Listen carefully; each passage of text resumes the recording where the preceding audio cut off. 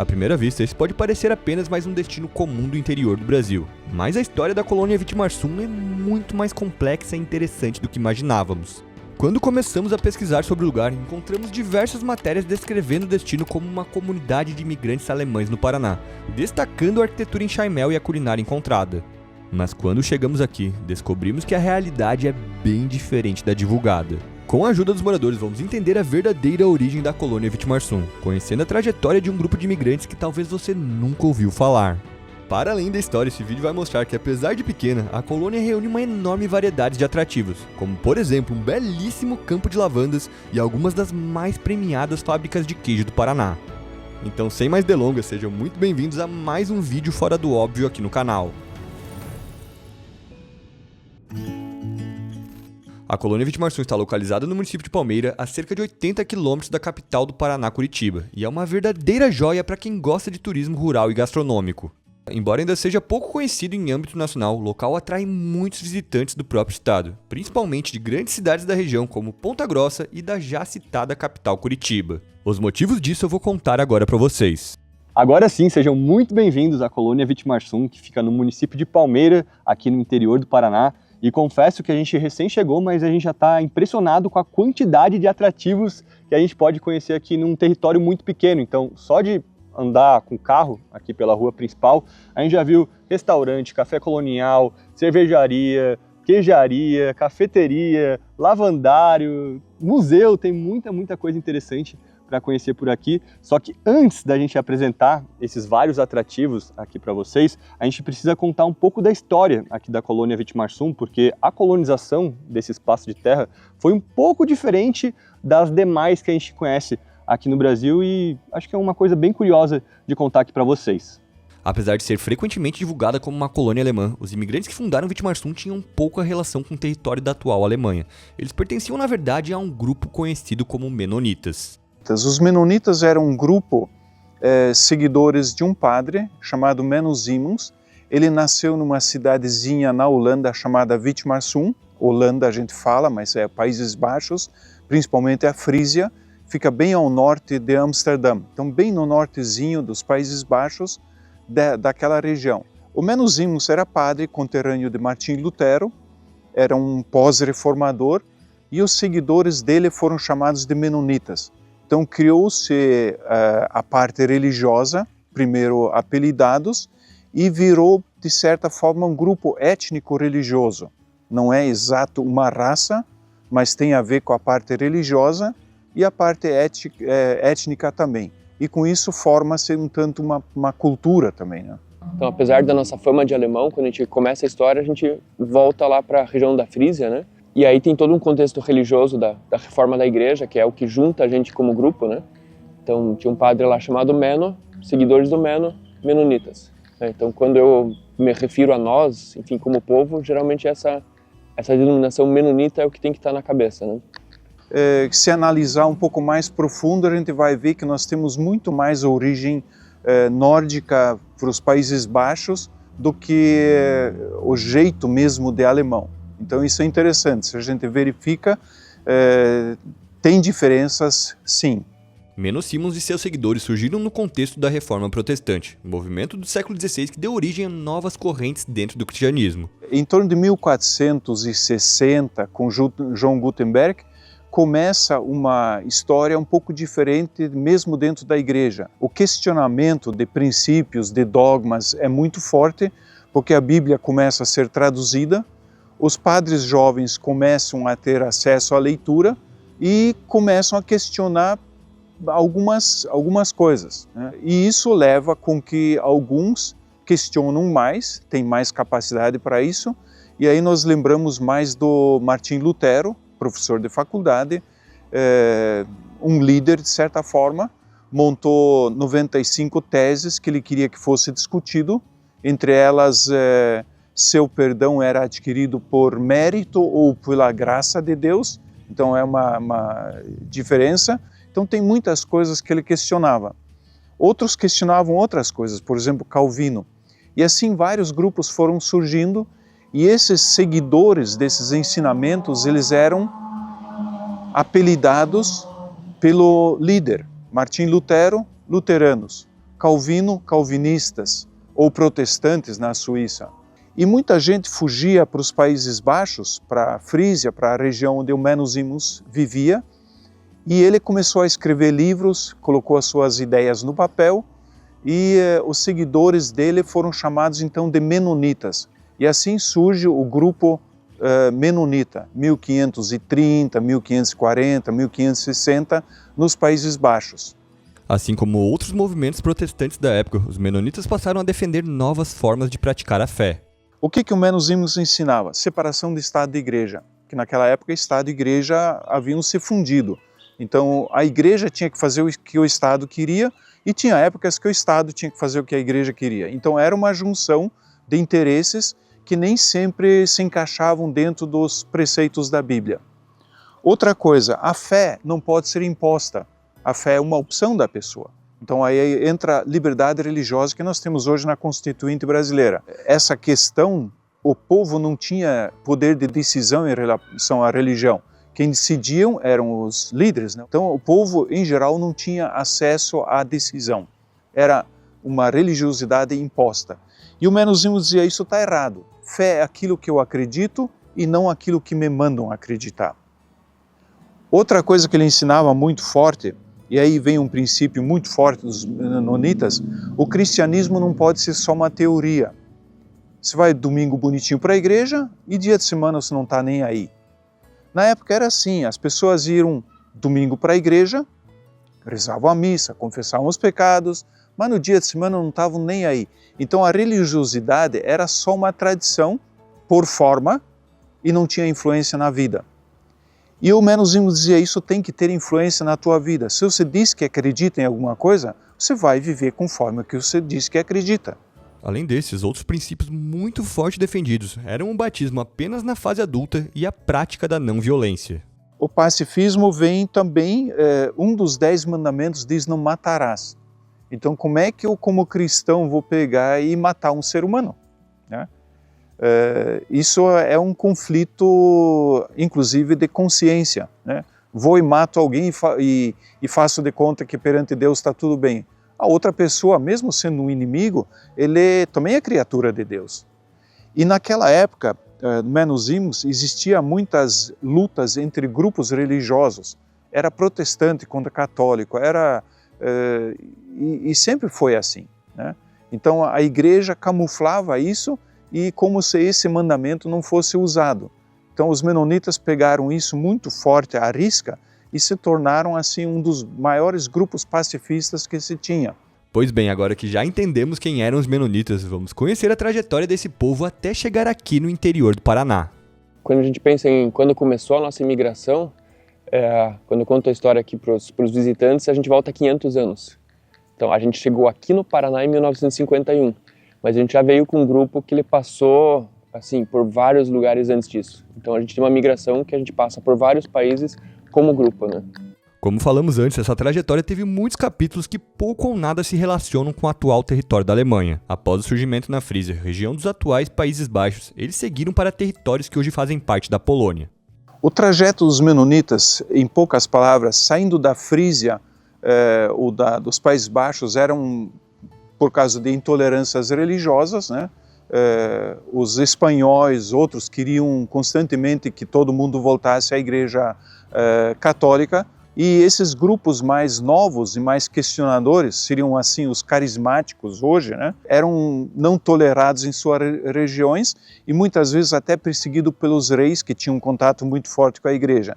Então, saindo dos Países Baixos, foram migrando mais para dentro do continente, chegando na Gdansk, por exemplo, aquela região do Rio Vístula, levaram seu conhecimento em drenagem de banhados. Aquilo que é feito nos Países Baixos, secar a área úmida, né, banhados, aquilo fizeram no Rio Vístula, no Delta, secaram a região e os nobres da região gostaram, acharam interessante. Agora tem um povo que seca uma região e faz produzir. Então era interesse dos próprios reis poloneses no início.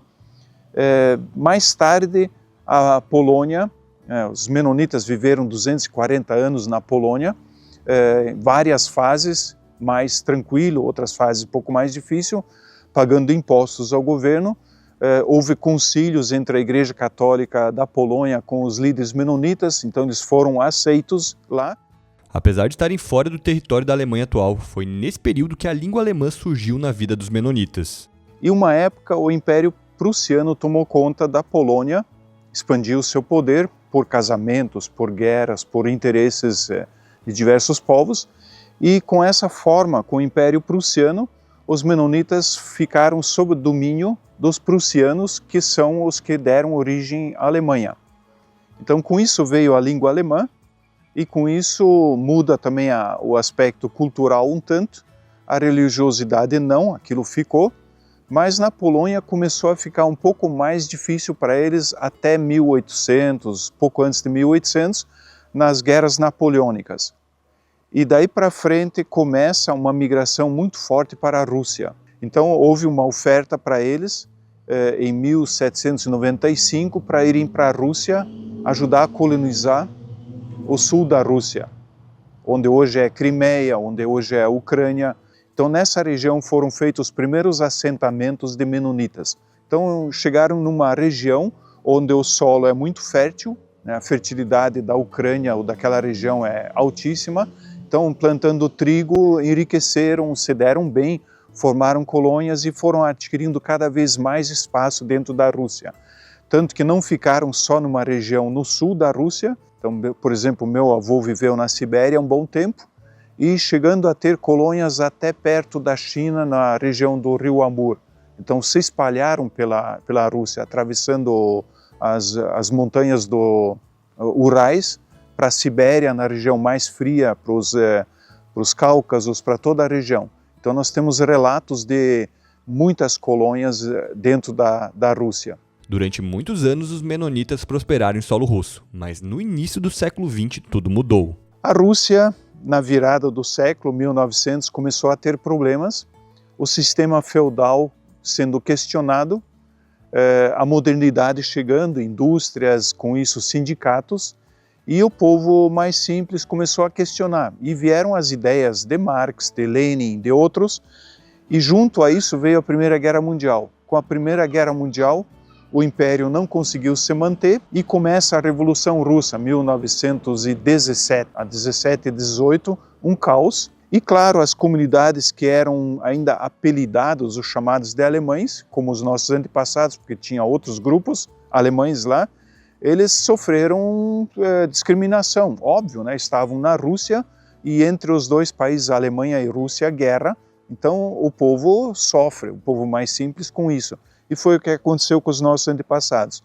Então muita gente começou a migrar para a América do Norte, principalmente, mas aí a Rússia fechou as fronteiras, não deixou mais ninguém sair, a famosa cortina de ferro, como era chamado, e só em 1929 começou a ter vários grupos que conseguiram sair.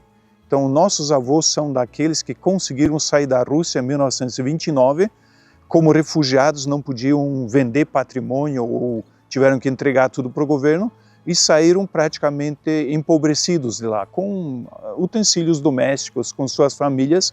Então saíram 5.400 pessoas em torno disso, foram levados por trens até atravessando a Polônia até na Alemanha, foram colocados em campos de refugiados. Meu pai, por exemplo, nasceu num campo de refugiados.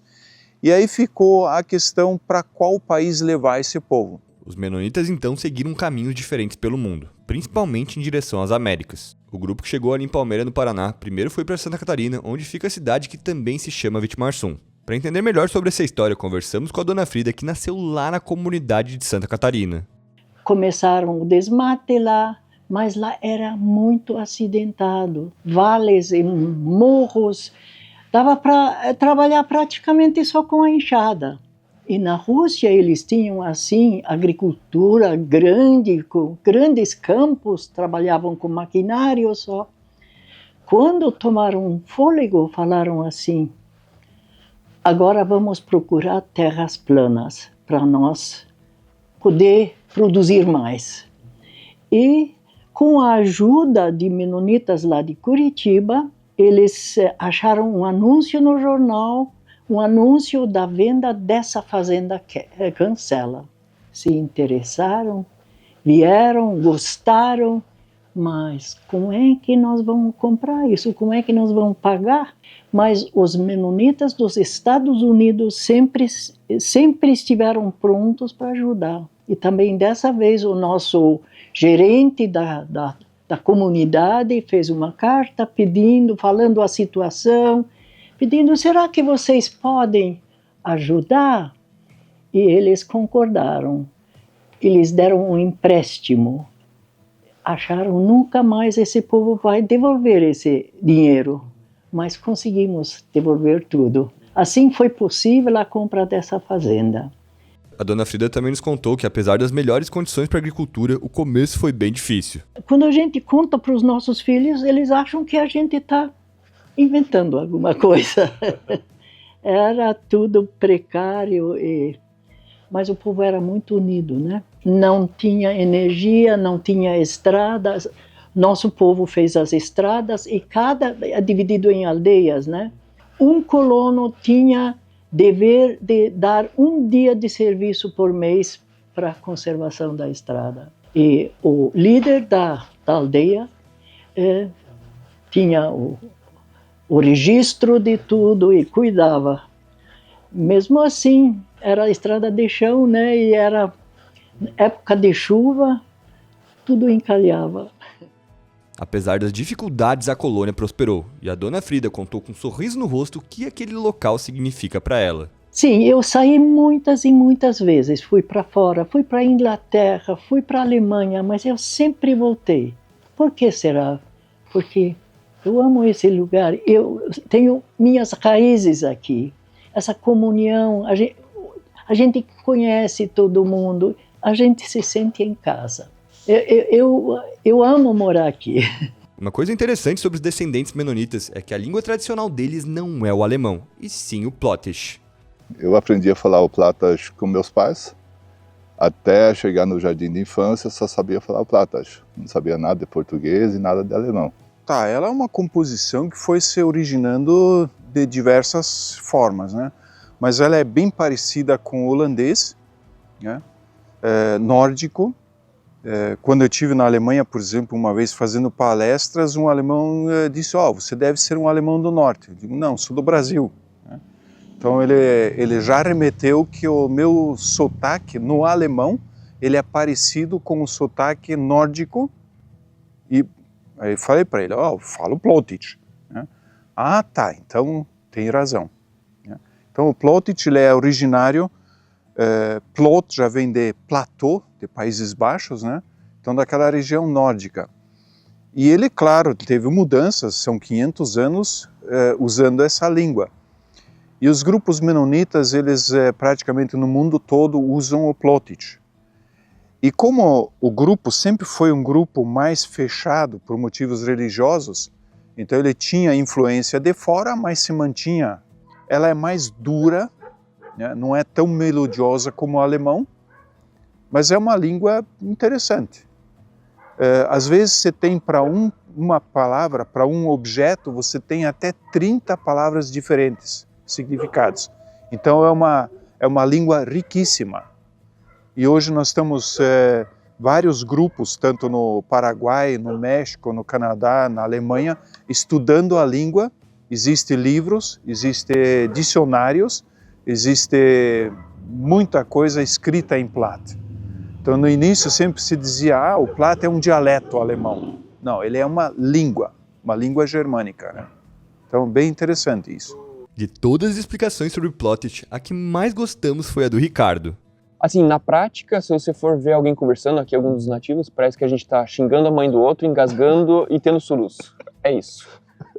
Acho que é a melhor descrição do John. Se eu tentasse aprender uma coisa, não ia dar certo, eu acho. Demora. Dá um trabalhinho. E vocês ainda conversam entre si, assim, com o Plottisch ou não? Sim, a gente conversa. A gente tem organizado, inclusive, a partir do museu, encontros de falantes. Ainda tem bastante gente que mantém... Não é uma coisa que ficou na história, a gente mantém vivo até hoje. Né? Em casa com os meus filhos, por exemplo, eu só falo em Plottisch. Então não sou o único, tem mais gente aqui que faz isso. Já não é mais, obviamente, não é mais todo mundo que domina a língua, né? Nem o alemão, nem o Plautdicht, mas ainda tem bastante gente, sim. E para encerrar de uma vez por todas o assunto da diferença dos menonitas para os alemães, conversamos sobre mais um aspecto com seu Egon. Seu Egon, primeiro, obrigado pela aula, tá? Acho que foi muito produtivo aqui pro vídeo. E outra coisa que a gente estava comentando aqui antes, que tu falou pra gente, né, que além da língua, outra coisa que difere os alemães dos menonitas também são sobrenomes das pessoas, né? Tem uma diferença bem grande. Os nossos sobrenomes, eles indicam um tanto da região de onde os nossos antepassados são. Uhum. Então, uma das características muito fortes que a gente nota, por exemplo, o S-E-N no final, Zen, que quer dizer filho, é um sistema de sobrenome mais nórdico. Uhum. Né? Então, os Países Baixos, a Dinamarca, usavam antigamente muito isso. Né? Então, o filho do Pedro, Petersen, ou Peters. O filho do Paulo, Pauls. Uhum. Às vezes nem se terminava o nome bem completo, né? Paulsen, ele fica mais difícil a sonoridade, então ficava só o S. Uhum. Ou então Jansen, filho do Jan, Uhum. do Johan, do João. Cornelsen, filho do Cornelius. Uhum. Né? Philipsen, no meu caso, filho do Felipe. Uhum. Klassen, filho do Klaas. Uhum. Né? Então esse sistema de sobrenome nós temos muito forte nas comunidades menonitas.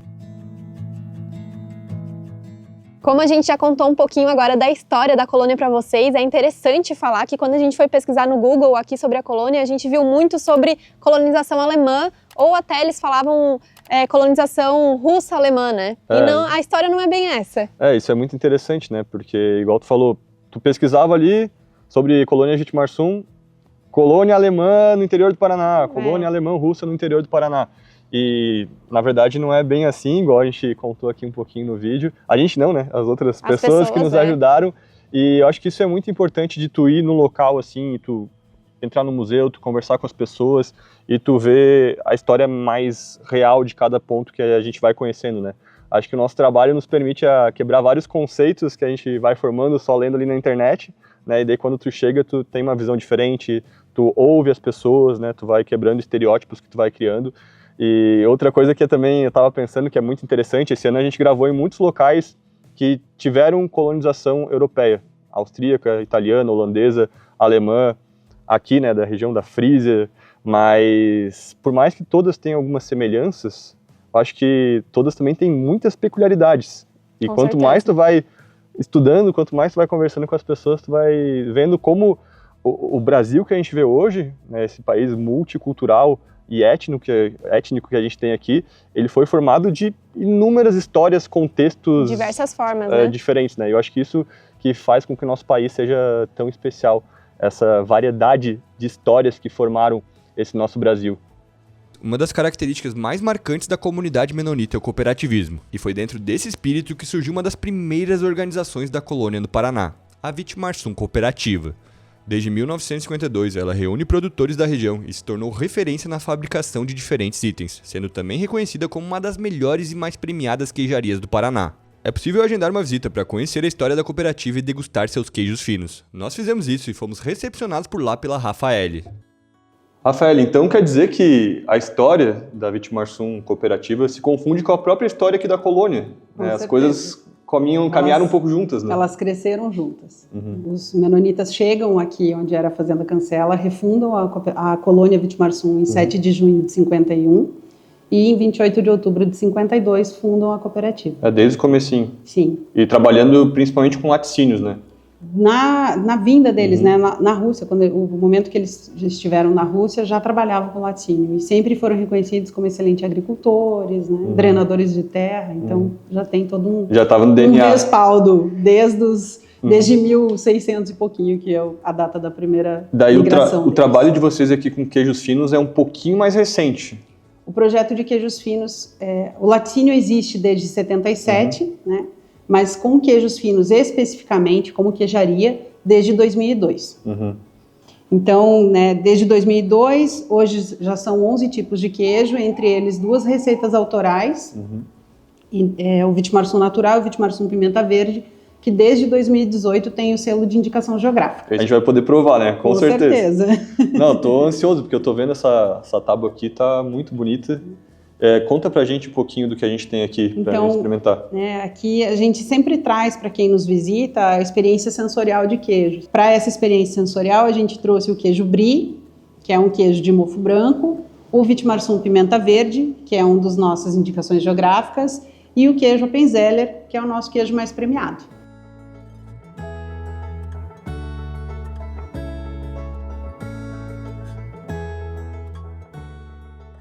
Na Colônia não é só a cooperativa que produz queijos premiados. Outro grande destaque são os queijos da OMA. E fomos até lá conversar com o produtor Marvin.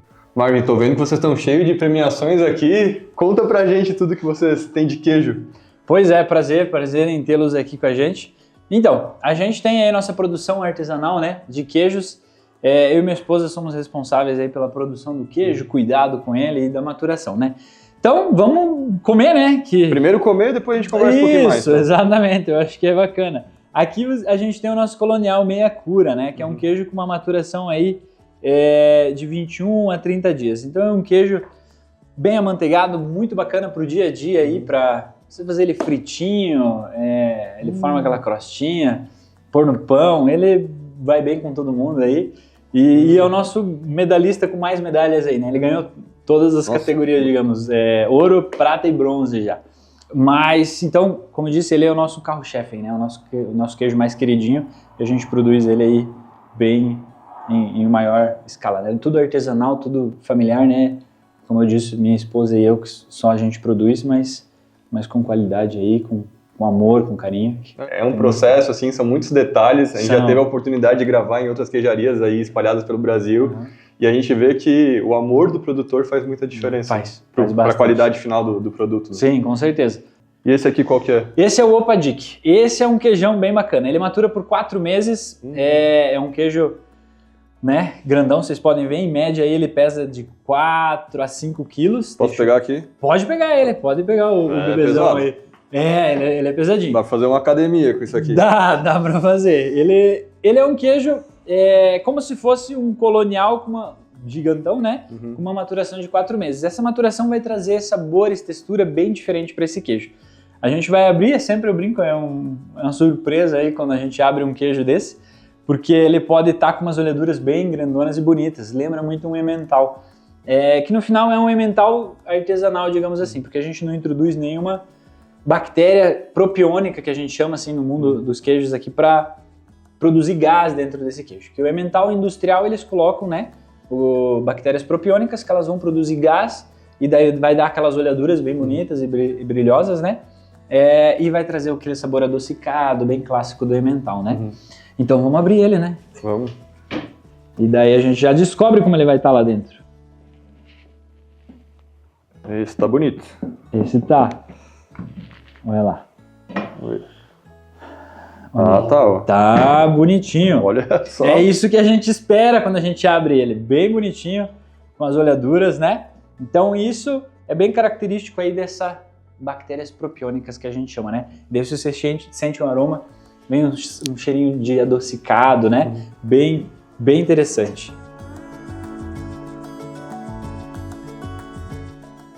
Agora chegou a nossa vez, vou experimentar aqui o queijo colonial. Cremosidade, muito gostoso. E eu vou experimentar do Opa. Isso aqui com vinho Minha vai ficar bom. Muito Vou pro Opa aqui para ver. Muito bom, né? Uma delícia.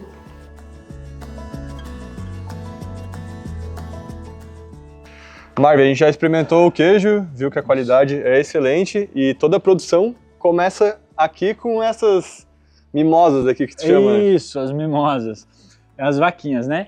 Então aqui a gente tem nosso rebanho, aqui agora elas estão se alimentando de um concentrado que a gente chama, que é silagem pré-secado para o arroz com feijão, para simplificar, né? Mas a maior parte do tempo elas ficam à pastagem, né? No pasto. Então a gente ordenha o queijo, o leite do queijo a gente utiliza da ordenha de amanhã. Então é ali por volta de 5, 5 e meia da manhã. E daí ali o leite vem fresco e já cai no nosso tanque de processamento do queijo, né? Então a gente utiliza leite cru, a gente não pasteuriza esse leite, a gente utiliza um fermento. E esse fermento são bactérias boas que vão se alimentar da comida, né, do leite, da proteína ali, da lactose do leite. E isso vai nos garantir aí uma acidificação desse leite e do queijo. E com essa acidificação a gente tem a certeza que o nosso queijo está de qualidade. Por exemplo, o leite, né, quando a gente retira ele recém-tirado, ele tem um pH ali de 6, 6.1, por aí. E daí no finzinho da tarde, quando a gente já fez todo o processo do queijo, ele vai estar com 5.2. Então ele baixa aí 1 de pH e isso já nos garante que nesse pH tem estudos já comprovando que não cresce nada de ruim. Então é bem bacana pra gente esse controle, principalmente porque a gente utiliza leite cru, né? E lógico, a gente manda periodicamente aí trimestral nossos queijos, principalmente colonial, que tem uma maturação mais curta, pra gente ver se tá tudo ok, né? E os ingredientes, digamos, que a gente utiliza para o nosso queijo, a gente brinca que ele é bem natural, né, bem artesanal, então a gente utiliza esse fermento, o leite, um coalho que a gente utiliza, o coalho vai estruturar, né, o queijo, vai fazer aquela coalhada, né, e daí ali a gente faz o corte da massa, e esse corte tem vários tipos de texturas, de pontos que a gente chama para diversos tipos de queijos, né, depende da linha que você vai seguir do queijo. E daí depois disso a gente tira o queijo e põe na salmoura, e essa salmoura a gente utiliza de água, né, eles ficam boiandinho, e isso é 20% de sal, essa salmoura, né? E ali a gente tem uma conta que a gente utiliza aí de 10 horas por quilo de queijo. Então o nosso colonial fica em torno de 10 a 12 horas e o grandão lá, o Opa, de 50, depende do queijo, bem grande, 60 horas aí. Então é algum tempinho ali no sal. Quem come o queijo nem imagina o trabalho que dá pra fazer, né? É um período grandinho, né? Dando uma breve pausa no assunto coisas boas para experimentar na colônia Vitimarsum, chegou a hora de conhecer um dos atrativos mais procurados pelos turistas. O belíssimo lavandário Vale dos Sonhos surgiu realmente de um sonho. O lavandário Vale dos Sonhos, ele é literalmente um sonho que se tornou realidade, mas uma curiosidade daqui é que ele não foi planejado, projetado no formato que ele é hoje, da maneira como ele funciona hoje, né? A Dagmar e o Davi, que são os proprietários, né, aqui do lavandário, e ela pintava, e ela foi fazer uma entrega uma vez desses artesanatos que ela fazia, e chegou num lugar e tinha lavandas. E foi ali que ela conheceu a lavanda, foi uma coisa assim rápida, nenhum contato profundo, mas ela se apaixonou pela lavanda. E ela voltou com essa ideia para casa que ela queria ter um pé de lavanda. E ela falou para o Davi que quase que ele não teria escolha, ele teria que providenciar um pé de lavanda para ela, porque ela queria ter perto da casa, perto da janela do quarto, para sentir o cheirinho que ela tinha acabado de conhecer e se encantou. E o Davi teve assim uma revelação, teve sentiu algo assim de que eles deveriam plantar, mas não só o pezinho que a Dag queria, plantar bastante lavanda, sem muito entender ainda o porquê. Eles foram atrás, isso era 2017, ainda nesse ano de 2017, mais próximo à residência, tinham 1.500 pés de lavandas plantados. O lavandário, a loja foi aberta também não no formato que está hoje, bem mais simples, bem menor, com bem menos produtos. O espaço que eles tinham, que ainda não era da forma como é hoje, foi ganhando um propósito. E na pandemia, eles abriram para piqueniques, então as pessoas, as famílias, tinham a possibilidade de ficar distante, tomando todos os cuidados, né? E isso foi ditando o caminho do lavandário, até chegar no Lavandário dos Sonhos, que é conhecido hoje, bastante conhecido, muitas pessoas procuram pelo lugar, porque de fato é lindo, é encantador, mas foi um sonho que eles literalmente correram atrás para tornar realidade, e ganhou a forma que é hoje.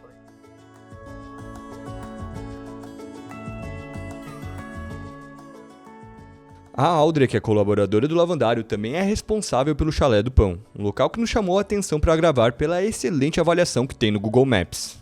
Nos falaram que aqui tem o melhor pão de fermentação natural do Paraná, é isso mesmo? Eu quero acreditar que sim. Os comentários comentários estão dizendo que é isso. Isso deixa a gente bastante feliz, porque a gente sente que, de verdade, é reflexo do nosso trabalho, da nossa dedicação. A gente sempre fala assim que o pão que está na mesa das pessoas é o pão que vai para nossa mesa. Então a gente faz o pãozinho do jeito que a gente gosta. O cheirinho aqui já tá bom dos pães aqui atrás. Isso, dá para sentir bastante, né? Nosso pão, ele fecha um ciclo completo, né? Desde a moagem do trigo a gente faz, nós temos um moinho de pedra, então temos aqui o trigo que a gente não estoca a farinha, depois ele passa assim, mínimo 48 horas fermentando. Quando ele fermenta, nesse tempo a gente já está calibrando o forno a lenha. Os nossos pães são assados só no forno a lenha. Nossa, então deve ter um gostinho muito especial mesmo. É totalmente diferente, dá um toquezinho diferente. E além disso, vocês também têm outras coisas aqui na propriedade, né? Tem. O Chalé do Pão, apesar do nome já ser sugestivo, né? Mas não é só pão que sai daqui. Nós temos um espaço que chama-se Farmácia Viva.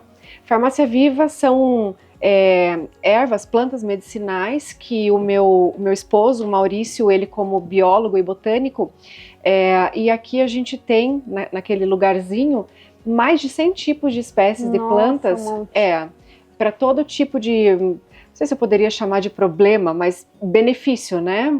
Ajuda em todo o sistema, né? Todo o nosso sistema imunológico, dores, enfim. Então, é um diferencial aqui no chalé também. Paula, então agora acho que chegou a hora de provar que tudo isso é verdade, então, né? Vamos lá, que é a parte boa agora. Exatamente. Então eu te convido a provar o nosso pãozinho. Esse é um italiano, ele é massa branca, né? E depois nós vamos colher o nosso chá para vocês poderem experimentar. Perfeito, vamos lá. Tá bom? Então vamos lá.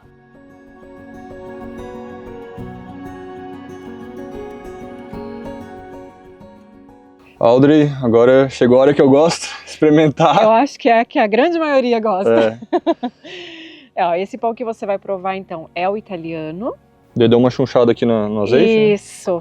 E daí para acompanhar depois você vai experimentar o chazinho de alfavacão cravo. Nossa, muito bom. Esse aqui é bom para quê? Esse daí ajuda nos brônquios, né? Ajuda a aliviar a respiração quando tá pesada, descongestionante, né? Nossa, tudo maravilhoso, tá? Parabéns. Que bom. Sucesso para vocês. Muito obrigada. Fico bem feliz que tenham gostado. Muito obrigada mesmo. Eu confesso para ti que essas gravações assim que envolvem comida, experimentar coisas, são uma das minhas favoritas. Né? Eu gosto muito como um bom taurino. Isso. E aqui na colônia de Vitimarsum é um lugar melhor que o outro. Com certeza, com certeza. E vocês serão sempre muito bem-vindos quando estiverem por aqui. A gente vai ser um prazer imenso receber vocês, né? Então é só chegar, a casa de vocês.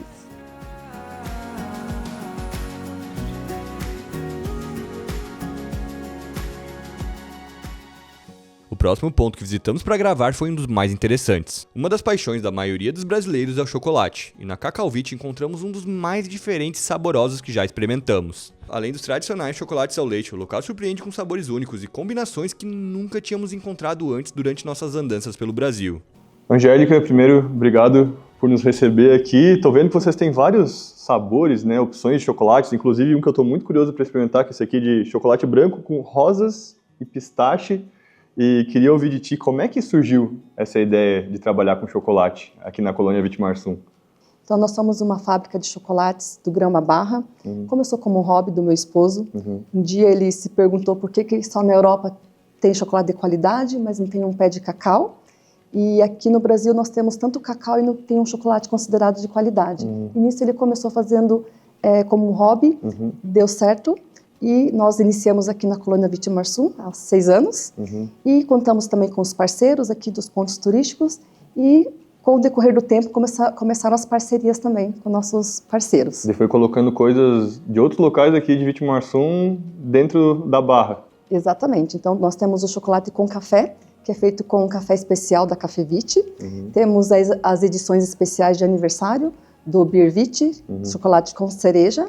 Chocolate com lúpulo, também em parceria com a cervejaria. Nossa. Eu lembrei também que nós temos o chocolate com lavanda, que é uma parceria com o Lavandário. Foi o primeiro chocolate que a gente fez parceria. Angélica, antes da gente experimentar aqui os chocolates, explica pra gente o que é esse Bean to Bar que vocês falam tanto. Então, o Bean to Bar ele é um movimento que começou nos Estados Unidos.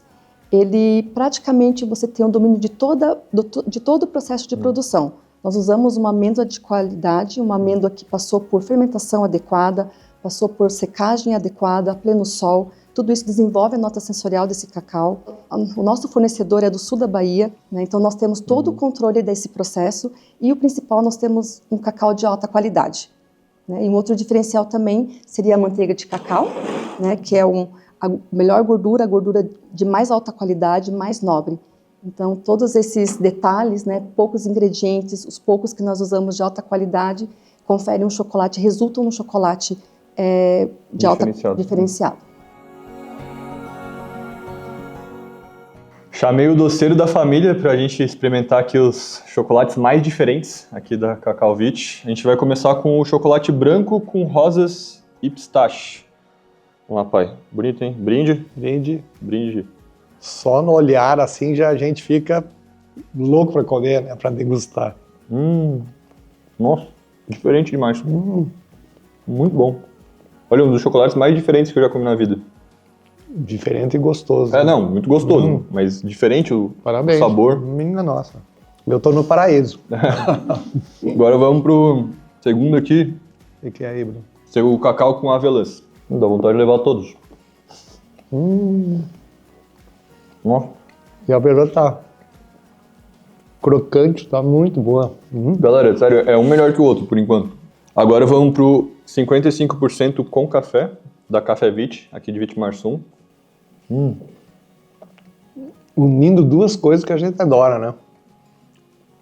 O chocolate e o café especial. Penúltimo, também outro muito diferente, que é o com erva mate. Esse aqui também nunca comi nada parecido. Aí nós que somos gaúchos, que tomamos chimarrão, né? Aqui com a erva mate agora. Olha, esse também é outro dos mais diferentes que eu já comi. Tu sente muito gosto da erva mate. Sério, eu nunca tinha experimentado nada parecido com esse que eu conheço, com o de rosa de pistache também. Eu concordo contigo.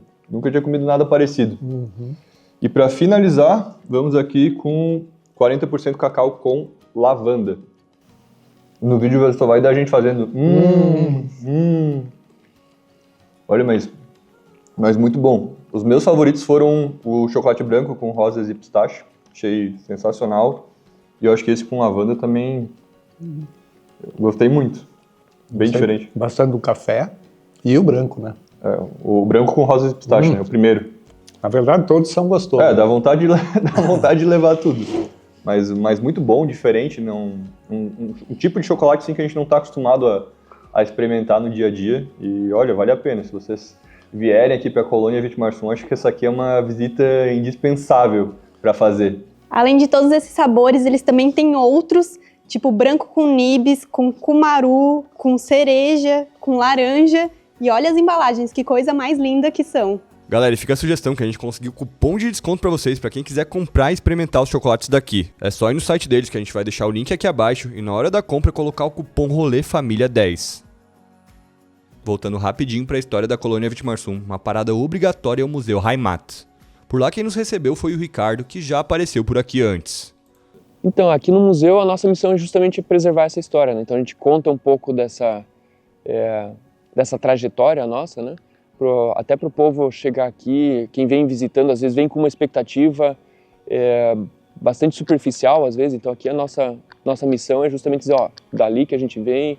A gente tem, por exemplo, toda a exposição que a gente fez ela bilíngue, não é português e alemão, é na língua originária nossa, que é o Plotitsch, então já quebra um pouquinho aquele paradigma que o pessoal espera aqui. E além disso, como museu, a gente faz bastante um trabalho bem forte de preservação, não só dos objetos antigos, né? A gente tem trabalhado bem forte com preservação da língua nossa, então a gente faz hoje um trabalho junto com o IFAM de inventariar o idioma, a gente faz, nós fomos a primeira cidade do Paraná a ter uma segunda língua oficial, então a gente tem feito bastante coisa justamente porque assim, hoje em dia, se você não fizer um trabalho bem focado, né, a parte de preservação, já não é mais tão óbvio que o seu filho vá aprender alguma coisa com os pais, com os avós, né? Porque, enfim, para você manter uma cultura, hoje você já tem que ser bem mais focado, né?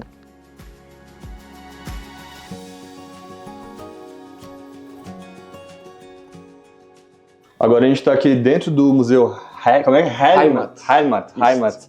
E essa casa aqui, ela já foi um pouquinho de tudo, né? Tu tava contando que tem muita história isso aqui. Tem. A casa, assim, quando a gente chegou, quando formou Vitimarsum, essa casa já existia. Era a sede da fazenda. Então é a casa que recebeu todo mundo.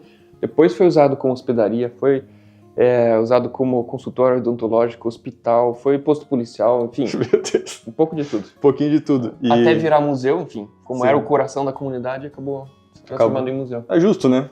Acho que faz sentido. Eu acho que faz. Agora acho que é a última função dela. E aqui a gente tem uma cama que conta uma história bem interessante. É uma das peças mais interessantes aqui do museu. Conta um pouquinho da história dela pra gente. Eu gosto bastante, sim, porque ela tem uma simbologia, parece só, é uma cama com uma pintura, legal, né?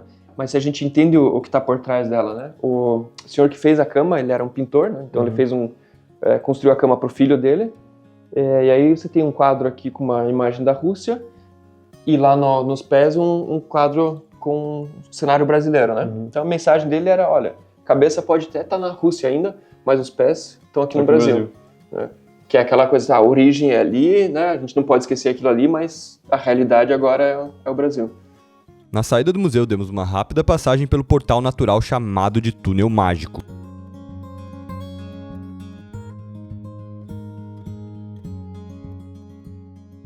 Um outro destaque aqui da colônia Vitimarsum são as cervejas que eles produzem aqui mesmo. E a gente veio aqui num local chamado Bier Donner, que tem uma cervejaria que é a Kunstbrauerei.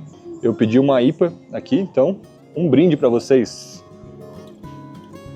Como falamos no começo do vídeo, a colônia Vitimarsum atrai muitos visitantes da região, principalmente aos finais de semana. Além de tudo que já mostramos, muitos turistas vêm em busca de bons restaurantes para o almoço. E a nossa primeira dica é a Chácara Beija-Flor, que possui nota 4.7 de 5 no Google Maps. O restaurante funciona em uma charmosa casa antiga e se destaca por alguns pratos únicos dali.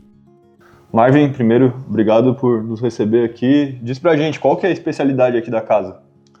A gente serve o alcatra no espeto, que é servido nessas bases aqui.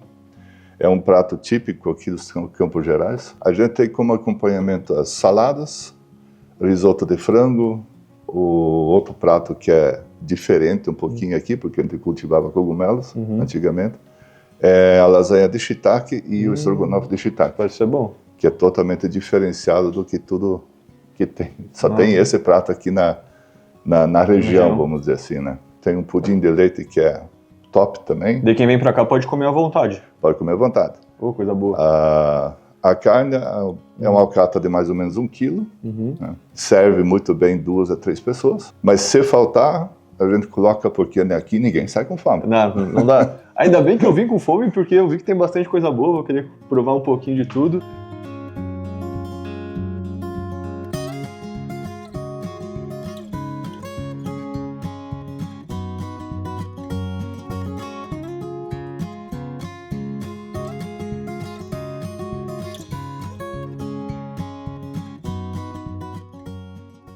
Em outro dia visitamos o também muito bem avaliado Bierwitz. Apesar da origem da colônia ser menonita como contamos, ao longo dos anos a culinária alemã acabou se tornando um dos grandes destaques da região. E ali você pode degustar isso.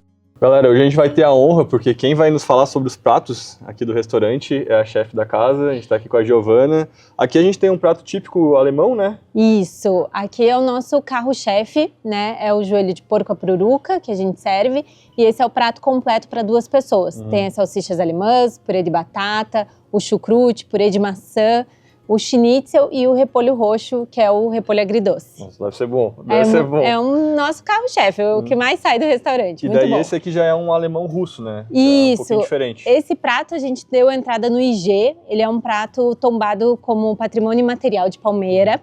Ele vem uns pãezinhos cozidos no vapor, uma camada de chucrute e por baixo uma camada de costelinha de porco. Ele é maravilhoso, assim, para esses dias de frio, é muito bom também. Esse aí eu acho que eu nunca comi. Isso aqui eu já comi algumas vezes, mas esse aqui... Então depois você me conta, Bruno, o que você achou. Esse cheiro tá bom, tá, galera? Tá vindo o bafinho aqui do prato. Como é que é o nome desse aqui? Esse é pão no bafo. Pão no bafo. Isso, porque o pãozinho, ele é cozido no vapor da costelinha do chucrute, por isso que a gente chama de pão no bafo. Então, obrigado, tá? Imagina, é um prazer recebê-lo.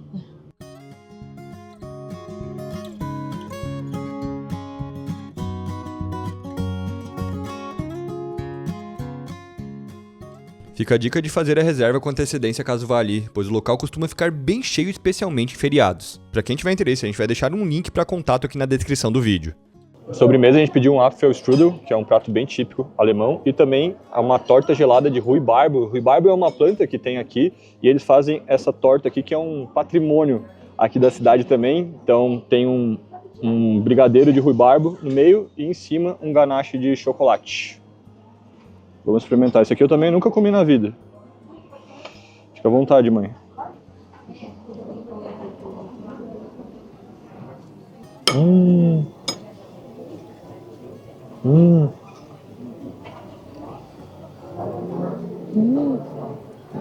Eu não sei o que o ruibarbo me lembra, mas é bom. Muito bom. Não sei o que me lembra. Ele não me lembra alguma coisa assim, mas eu não sei o que é, mas... Ele não é muito doce, né? É, ele não é aquela torta doce, né? Bem gostosa. Gostoso.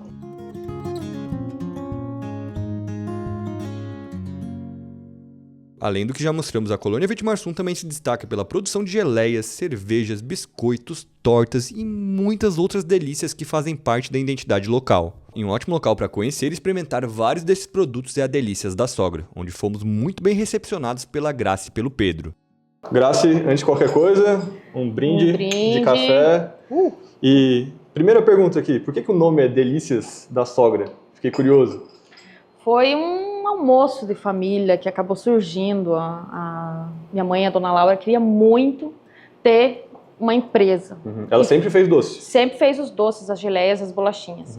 E ela queria muito ter a empresa dela. E ela acabou saindo da outra empresa, que era a oficina, e a gente então decidiu por esse nome. Foi os genros falando que a comida era muito boa, então era Delícias da Sogra. Daí ficou? Ficou. Até hoje. Tem gente que tem medo de comprar porque acha que é veneno, juro. Isso é triste. É triste. Mas tem muita coisa boa aqui, né? Tem, tô vendo só aqui, delícias. Tem muita coisa aqui. Eu tenho produtos de quase todos os produtores de Vitimarsum. E alguns de fora ainda também para complementar principalmente as bebidas, para ter coisas para o pessoal para e tem o que comprar. Mas além dos produtores locais de fora, vocês também têm coisas que fazem aqui, né? Sim, a gente tem uma produção gigante de bolachas e geleias. E chucrute também, que é muito vendido aqui. Então, assim, o carro-chefe são as geleias. Geleias e bolachas. Qual que bolachas. mais sai aqui pro pessoal? Abacaxi com pimenta. Abacaxi com pimenta. O pessoal que... vem... Essa aqui? Ele vem muito atrás dessa geleia para comer com carne, queijos. Isso aqui com churrasco, com uma farofinha. Exatamente, uma delícia. Deve ser bom. E essas bolachas... Essa aqui é meu carro-chefe, é a bolacha de baunilha. Olha só que bonito, galera. Uma Toda belinha. pintadinha à mão. Toda pintada à mão? Sim. E vocês fazem tudo aqui no local que a gente tá? Posso experimentar? Claro, fique à vontade. Dá até dó de comer, é muito bonito. Olha só, tem uma abelhinha, tem um ursinho. Ah, é um ursinho. E essa aqui é a nossa girafinha. Girafinha. Eu já ia falar que era uma vaca. Já ia errar. Bom, eu gosto muito, tá? Eu não sou fã, fique à vontade. Já comi demais. Isso aqui me lembra a minha infância. Com certeza, é o que o pessoal vem atrás. Justamente que lembra a infância. Lembra a minha infância porque tem um lugar lá em Santa Catarina que eu ia muito, chama Fus House. Exatamente. Eu comia uma bolacha parecida com essa. Parecida, exatamente. E ela também faz decoradinha. Bem bonitinha as bolachinhas de lá. Parabéns, viu? Depois eu quero experimentar a geleia. Claro, todas.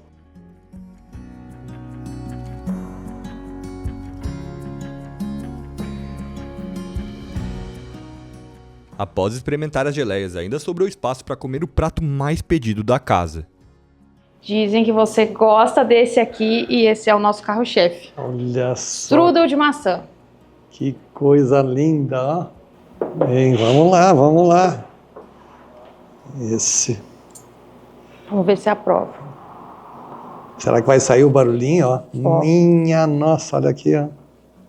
Tá quentinho. Quero ver eu conseguir botar tudo isso dentro da boca.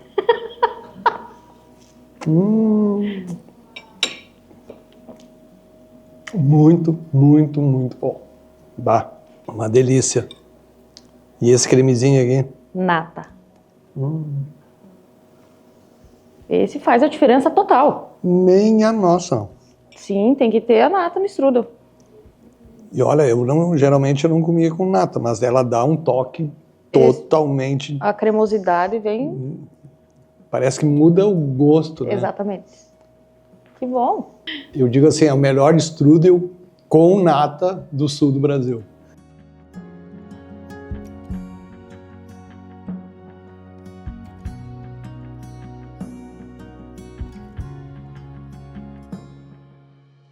E para encerrar as visitas na colônia Vitimarsum, fomos em mais um local que está super bem avaliado, com nota 4.9 de 5 no Google Maps. Galera, eu vou confessar para vocês que eu tô impressionado com a quantidade de locais interessantes que a gente tem para conhecer aqui. E tem até aqui uma torrefação de cafés especiais. A gente tá aqui com o André, que é da Tudo bem, Bruno? Café... Como é que se pronuncia? Cafévite. Cafévite, tô falando certo? Tá certo. André, explica para quem não sabe o que é um café especial.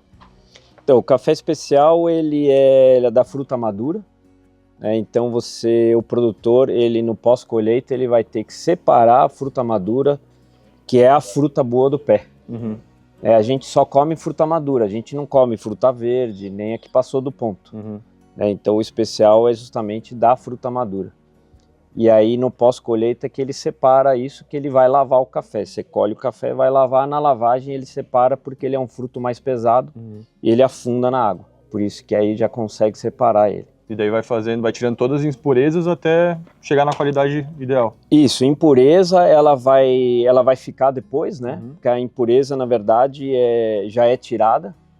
A impureza ela só não é tirada no café ali não extra forte, tradicional, né? Porque aí ele vai colher a máquina. Mas no especial, geralmente, o produtor, são pequenos produtores, né? Pequenos ou médios, que ele vai colher à mão. Ele vai fazer uma colheita seletiva.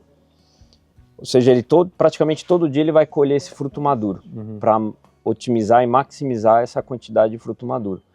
O grande produtor, que ele vai colher a máquina, ele não tem como colher a mão, né? Tem lá 500 mil pés de café. Ele vai fazer essa separação depois através da água na lavagem, né? E aí depois ele vai seguir o processo pós-colheita, que é a secagem, né? Aí ele pode ter mais de um processo pós-colheita, né? E aí cada processo pós-colheita vai dar um sensorial diferente ali no café. E aqui vocês daí selecionam cafés espalhados pelo Brasil e daí fazem a torra aqui? Isso, a gente procura ter o contato direto com o produtor, conhecer a história, conhecer a propriedade, né? Como que ele colhe o café. E aí essa aproximação do produtor é importante.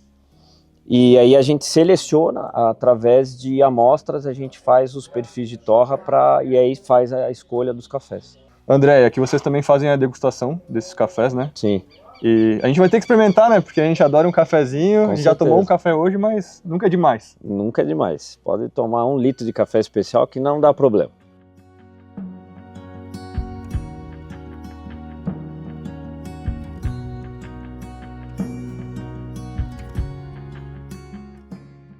Agora sim, experimentando aqui um café especial. Esse aqui ele foi plantado lá na Chapada Diamantina, na Bahia, e foi torrado aqui no interior do Paraná. Então cruzou o Brasil para a gente estar experimentando ele agora. E como eu aprendi, inclusive lá na Chapada Diamantina, em Piatã, que café é uma arte. Então, dependendo do jeito que tu torra, dependendo do jeito que tu joga a água ali para coar, tu vai ter um aroma diferente, uma acidez diferente, um sensorial diferente. E é muito interessante ver todo o processo, todo o amor dos produtores para trazer isso aqui para o nosso paladar. E um brinde, tá? E um brinde especial, porque no momento que a gente está gravando, agora, exatamente agora, a gente bateu a marca de 300 mil inscritos aqui no canal. E só tenho a agradecer a todo mundo que nos acompanha. Eu acho que nosso canal há muito tempo já deixou de ser um simples canal de dica de turismo, assim, de dica de viagem, mas se tornou um canal de valorização da nossa gente, da nossa história, da nossa cultura. Sou muito grato por tudo que a gente já viveu, por tudo que a gente está trazendo de conhecimento para as pessoas, e eu amo muito o que faço. Então, um brinde que seja aí o começo de muito mais que tem por vir.